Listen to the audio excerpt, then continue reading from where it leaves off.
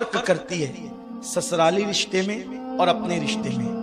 اگر عورت سسرال والوں کو بھی اپنا ہی سمجھے تو میں سمجھتا ہوں کہ بہت 80% جھگڑے ختم ہو جائیں گے۔ 80% جھگڑے۔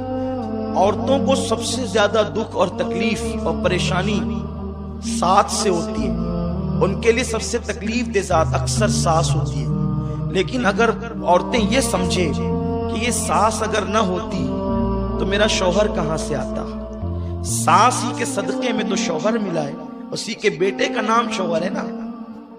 لیکن عورتیں بہت چھوٹے دماغ سے کام لیتی ہے، ان کو سمجھنا چاہیے کہ ساس بھی آپ کی ماں کی جگہ ہے۔ ایک شخص نے اپنی بیوی سے پوچھا کہ بیوی یہ بتائیں کہ سب سے دنیا میں خوش نصیب عورت کون ہے، آپ بتا سکتی ہیں کون ہے؟ تو اس وقت اس کی بیوی نے جواب دیا کہ دنیا کی سب سے خوش نصیب عورت کا نام حوا ہے۔ شوہر نے تعجب سے کہا وہ کیسے؟ تو بیوی نے کہا اس لیے کہ حوا کی کوئی ساس نہیں تھی، اس لیے وہ سب سے خوش نصیب بیوی ہے کہ جب ان کے یہاں ساس ہی نہیں تھی تو کوئی تکلیف ہی نہیں تھی۔ حالانکہ ساس ہو کر بھی عورتیں تکلیف سے بچ سکتی ہے، صرف ایک کام انہیں کرنا ہے کہ وہ ساس کو اپنی ماں سمجھے اور ساس کا ہر مطالبہ پورا کرے۔ محبت ہوگی گھر میں۔ ایک کسی کو کوئی اگر نفرت دیتا ہے نا، نفرت کے جواب میں اگر ہم محبت دیں تو محبت ہی محبت ہوگی۔ بابا فرید الدین گنج شکر فرماتے ہیں کانٹے کے مقابلے میں کانٹے مت بچھاؤ ورنہ پوری دنیا کانٹوں سے بھر جائے گی۔ اگر کوئی کانٹا بچھائے کوئی کانٹا ہٹائے تو پھر کانٹے نہیں ہوں گے۔ یہاں ایک بات مجھے یاد آتی ہے اپنی گفتگو آگے بڑھانے سے پہلے۔ ایک لڑکی اپنی ساس کے ظلم سے تنگ آ گئی، اس لیے کہ اکثر ساس کا بھی مزاج ہوتا ہے کہ وہ اپنی بہو کو بہت دکھ دیتی ہے، تکلیف دیتی ہے۔ لیکن میں جو ساس یہاں موجود ہے، جو میری بوڑھی مائیں بہنیں یہاں موجود ہے جو ساس بن چکی ہے، جو اپنی بہو کو تکلیف دیتی ہے، میں ان سے صرف اتنا کہنا چاہتا ہوں کہ اگر اس تیری بہو کی جگہ تیری بیٹی ہوتی تو کیا تو اس کے ساتھ بھی ایسا ہی کرتی؟ وہ تیری بیٹی ہی کی جگہ تو ہے۔ اور سنو میرے رسول نے فرمایا کما تدین و تدان، کہ تم جیسا کرو گے ویسا ہی پاؤ گے۔ تو تم اپنے گھر میں اگر بہو پہ ظلم کرو گے تو تمہاری بیٹی پر بھی ظلم ہوگا، تم اپنی بیوی پہ ظلم کرو گے تو تمہاری بہن پر بھی ظلم ہوگا۔ اگر ساس اپنی بہو کو بیٹی کی طرح پیار دے تو وہاں اس کی بیٹی سکون کی زندگی گزارے گی، وہاں اس کی بیٹی اطمینان کی زندگی گزارے گی۔ سن لو، خدا دور نہیں ہے، خدا قریب ہے، اس لیے کوئی ساس اپنی بہو پہ ظلم نہ کرے۔ ایک لڑکی خاتون اپنی ساس کے ظلم سے تنگ آ گئی۔ اس کا خاندان بڑا شریف تھا، شریف گھرانے کی تھی وہ۔ ماں باپ کے پاس جب بھی جا کر ساس کی شکایت کرتی، ماں باپ کہتے بیٹی نباہ کر لو، بیٹی صبر کر لو، کیونکہ جو صبر کرے گا گھر والوں کی تکلیف پر اللہ اسے حضرت آسیہ کے ثواب کے برابر ثواب عطا فرمائے گا۔ بیٹی صبر کر لو۔ ماں باپ صبر کی تلقین کرتے رہے۔ ایک دن ایسا ہوا کہ اس نے سوچا جب میرے ماں باپ میرے مسئلے پہ دھیان نہیں دیتے تو میں اپنے باپ کے دوست جس کو بچپن سے چچا چچا کہتی تھی، وہ بہت بڑے حکیم ہے، بہترین حکیم ہے، میں ان کے پاس جاؤں گی اور ان کے پاس جا کر کے میں اپنی ساس کی داستان سناؤں گی۔ بہت توجہ سے سنیں اور خواتین بھی توجہ کے ساتھ سنیں کہ اس نے سوچا کہ میرے ماں باپ جب میرا مسئلہ حل نہیں کرتے تو میرے والد کے جو دوست ہیں وہ میرا مسئلہ حل کر دیں گے، اور وہ بہت بڑے حکیم ہیں۔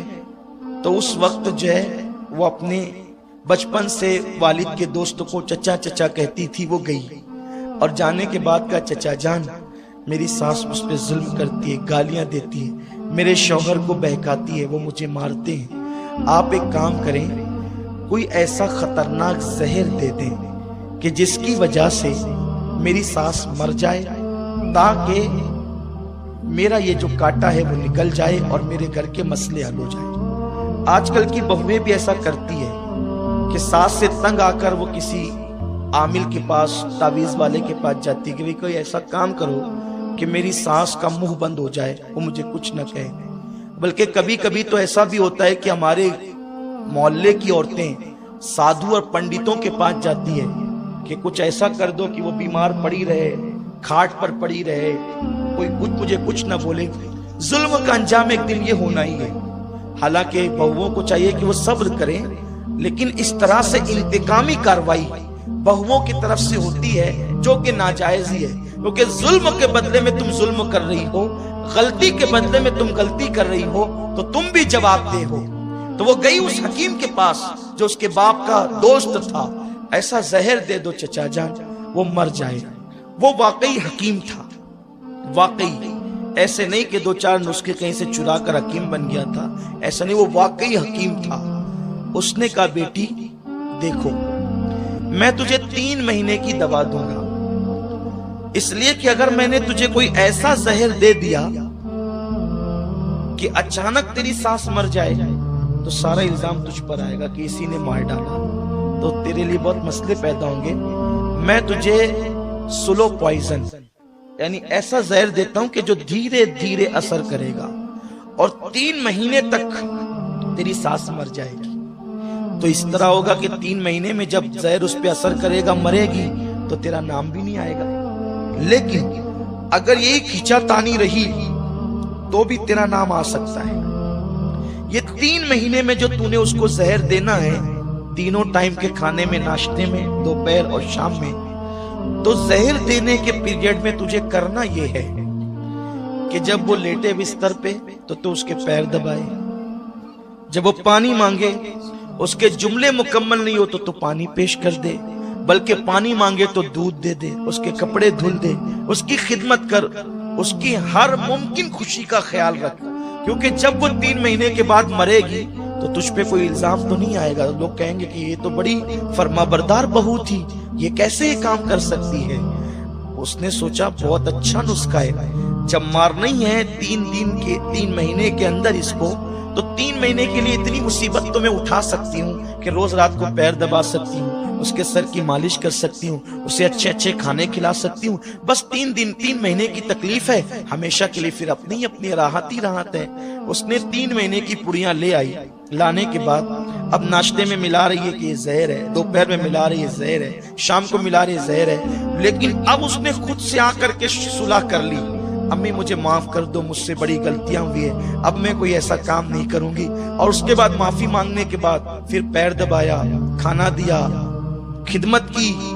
ساس کو ایسا لگا میری بہو تبدیل ہو رہی. ابھی 1 مہینے سے کچھ زیادہ یا کم دن گزرے تھے تو ساس بہو میں ایسی محبت پیدا ہو گئی جیسے ماں اور بیٹی. کیونکہ جب ساس کو خدمت ملنے لگی تو اس کو یوں لگا کہ یہ تو میری خدمت گزار ہے, اور بہو کو جب گالیاں نہیں ملی, اس کے شوہر کو بہکایا نہیں گیا, تو اس کو لگا میری ساس تو بڑی اچھی ہو گئی. تو اس کو غلطی کا احساس ہوا کہ میں نے تو 1 مہینے سے زیادہ کی پڑیاں اپنی ساس کو کھلا دی ہے, اب یہ تو 3 مہینے کے اندر اندر مر جائے گی. ہائے میرے گھر کی روشنی چلی جائے گی, میرے گھر کا بزرگ چلا جائے گا, میرے گھر کی تجربہ کار شخصیت چلی جائے گی.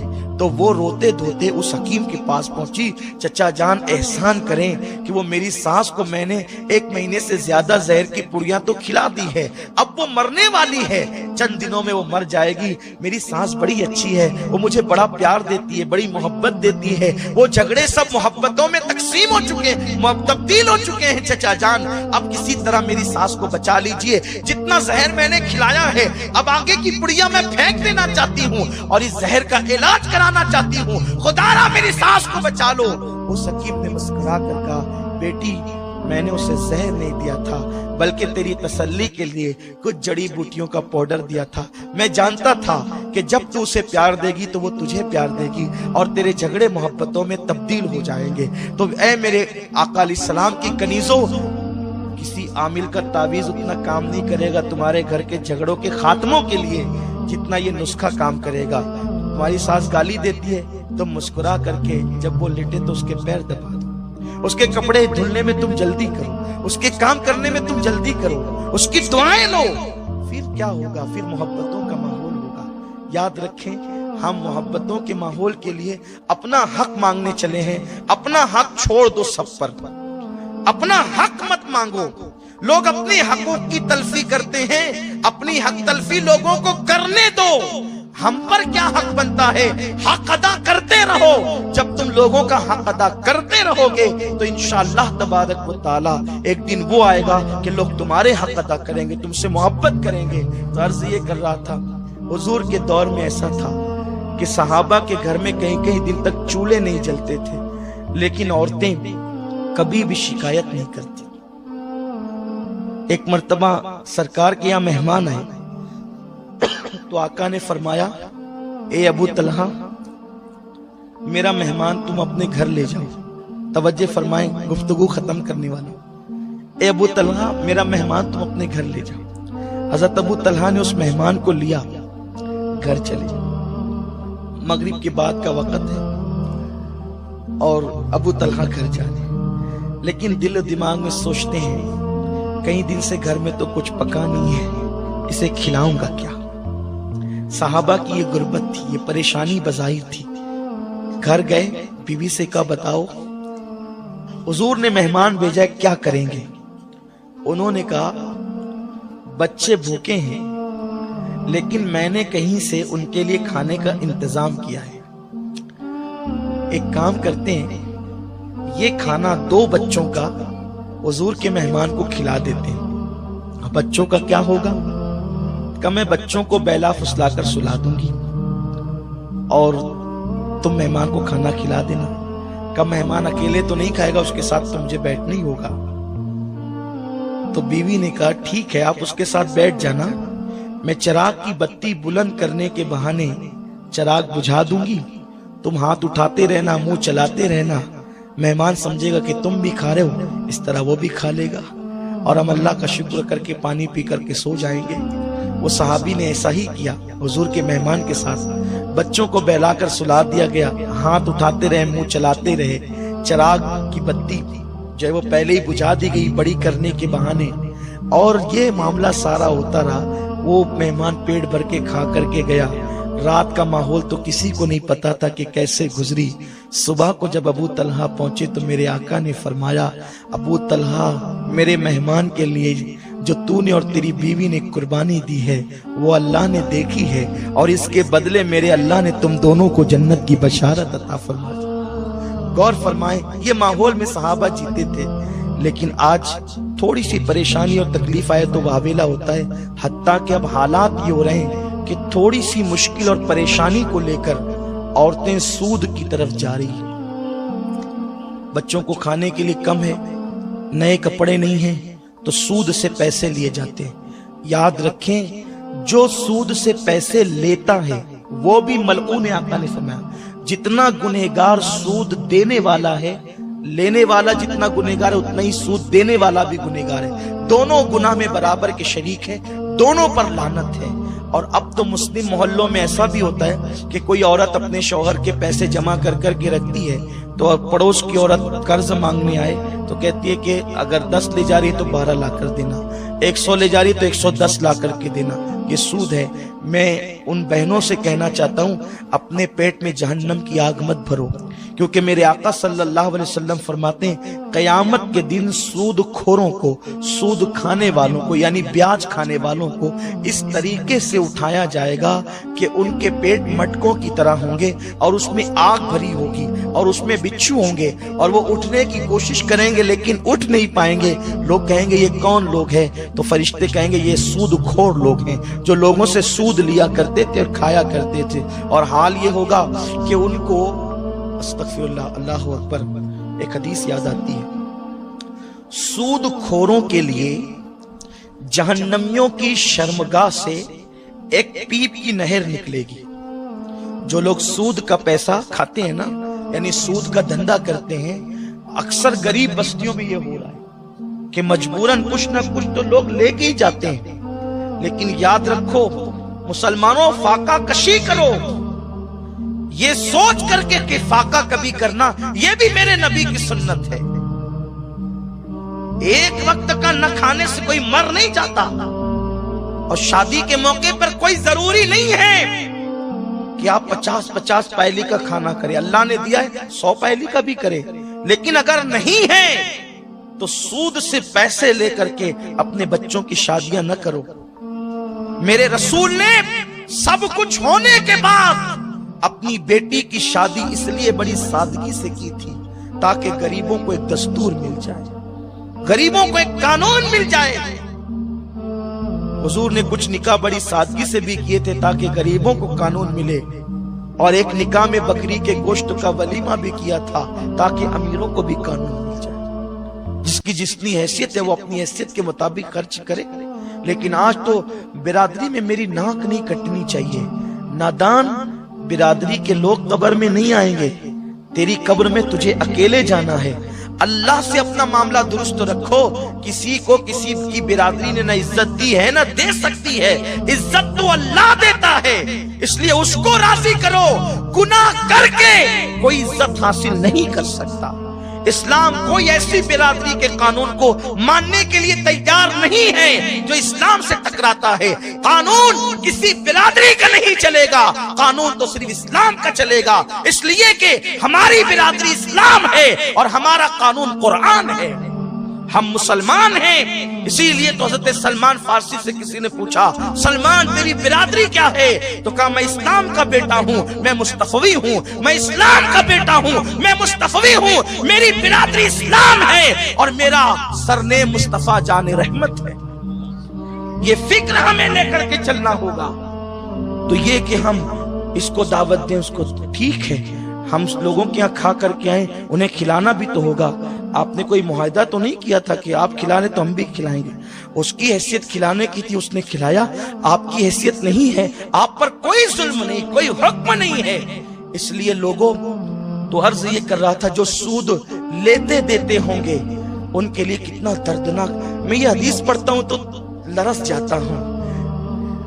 بے نمازیوں کے لیے بھی عذاب ہے، روزہ ترک کرنے والوں کے لیے بھی عذاب ہے، لیکن سود والوں کے لیے کتنا بدترین ہے۔ جہنمیوں کی شرمگاہوں سے پیپ کی نہر نکلے گی اور وہ اتنی بدبودار ہوگی، اور اتفاق سے اللہ اکبر وہ جہنمی جو ہوں گے، اللہ اکبر وہ زانی جہنمی ہوں گے، اور زانی جہنمیوں کی شرمگاہوں سے اس وقت اتنی بدبو نکلے گی کہ وہ بدبو اگر دنیا کے انسانوں پہ کھول دی جائے تو سارے دنیا کے انسان مر جائیں، اور اسی سے وہ پیپ کی نہریں نکل رہی ہوگی۔ اس پیپ کی نہروں میں سود لینے والے دینے والے ڈبکیاں لے رہے ہوں گے۔ جیسے وہ سر اوپر کریں گے تو ایک بڑا سا پتھر ان کے سر پہ ڈالا جائے گا، انہیں منہ اندر کر لینا ہوگا۔ اس وقت فرشتے پوچھیں گے یہ کون لوگ ہیں؟ کہا جائے گا یہ وہ، فرشتوں سے لوگ پوچھیں گے یہ کون لوگ ہیں؟ فرشتے کہیں گے یہ وہ لوگ ہیں جو دنیا میں سود لیتے بھی تھے اور دیتے بھی تھے۔ ہم کس لیے سود لے رہے ہیں؟ نئے کپڑوں کے لیے۔ کس لیے سود لے رہے ہیں؟ بچوں کے لیے۔ کس لیے سود لے رہے ہیں؟ شادی بیاہ میں جہیز دینے کے لیے۔ کیا تمہارے لیے سیدہ فاطمہ الزہرا کی زندگی نمونہ نہیں ہے کہ جس نے ایک دوپٹہ پوری زندگی ایک دوپٹہ استعمال کیا جس پر 17 سے زیادہ پیون لگے ہوئے تھے؟ کیا ہماری بیٹیوں کے لیے یہ عبرت نہیں ہے؟ یاد رکھیں جہاں سود ہوگا وہاں کبھی برکت نہیں ہوگی۔ میں نے بڑے بڑے تاجروں کو دیکھا، ان کو میں نے توبہ کے لیے بھی کہا، بڑے بڑے کروڑ پتیوں کو دیکھا، اربوں پتیوں کو دیکھا کہ وہ سود سے پیسہ لے کر کاروبار کرتے ہیں، ایک دن وہ گڑے میں جاتے ہیں، کیونکہ قرآن میں اللہ کا اعلان ہے اللہ سود کو گھٹائے گا، یعنی سود میں کوئی برکت نہیں ہے، اور اللہ تجارت کو بڑھائے گا۔ اس لیے محنت کرو، محنت کرو۔ عورتیں گھر میں ٹی وی دیکھنے کی بجائے، فلمیں دیکھنے کی بجائے، سنیما دیکھنے کی بجائے کوئی ایسا کام کاج کرے گھر کے اندر بیٹھے بیٹھے جس سے وہ اپنے شوہر کی مدد کر سکے۔ یہ کوئی بری بات نہیں ہے، لیکن ایسا کام کرے کہ گھر میں بیٹھ کے کر سکے، باہر جا کر کے نہیں، گھر میں بیٹھ کے کر سکے۔ عورتیں غربت کی وجہ سے تراشن بھرنے نکلتی ہے، اس کی ہم اجازت نہیں دیتے، ہمارے علماء اجازت نہیں دیتے، اس لیے کہ بڑے بڑے حاجی نمازیوں کو دیکھا کہ اگر عورتیں تراشن بھرنے کے لیے آتی ہیں تو ان کی نگاہیں کنٹرول میں نہیں رہتی، اور غربت کی ماری عورتیں کبھی کبھی معاذ اللہ ان کے پیر دولت کو دیکھ کر پھسل جاتے ہیں۔ اس لیے عورتوں کو تراشن بھرنے کے لیے نہ بھیجا جائے، عورتوں کو باہر کام کرنے کے لیے نہ بھیجا جائے۔ عورتیں اگر غربت زدہ ہیں تو وہ گھروں میں کام کریں، گھر کے اندر رہ کر بہت سے ایسے کام ہے جو عورتیں گھروں کے اندر رہ کر کر سکتی ہے. کیا آپ کو وہ حدیث پاک نہیں معلوم؟ ایک روایت ہے، ایک شخص ہے، کہنے لگے یا رسول اللہ میں بہت تنگ دست ہوں، میں کیا کروں؟ آقا فرماتے ہیں شادی کر. حضور شادی ہو گئی، ایک آدھ دوسری شادی کر لے. انہوں نے دوسری کی. پھر اس کے بعد عرض کی یا رسول اللہ اور تنگی بڑھ گئی. سرکار نے فرمایا کہ شادی کر. کہا حضور دو تو کر چکا ہوں. کہا شادی کر. انہوں نے تیسری کی. پھر اور تنگی بڑھ گئی تو انہوں نے عرض کیا رسول اللہ اب تو تنگی بہت زیادہ ہی بڑھ گئی ہے، کیونکہ پہلے ایک پیٹ کا معاملہ تھا، ابھی تو تین تین کے خرچے کی بات ہے. حضور نے فرمایا کہ شادی کر. انہوں نے چوتھی کی. اتفاق سے وہ چوتھی دلہن کوئی ہنر جانتی تھی. وہ آئی تو اس نے ان تینوں کو سکھایا، اور جب یہ چاروں مل کر کے وہ اس ہنر پہ کام کرنے لگے تو اللہ نے ان کو مالا مال فرما دیا. لیکن آج کوئی اس کو دلیل بنا کر ابھی 3-4 کا پلان نہیں بنائے.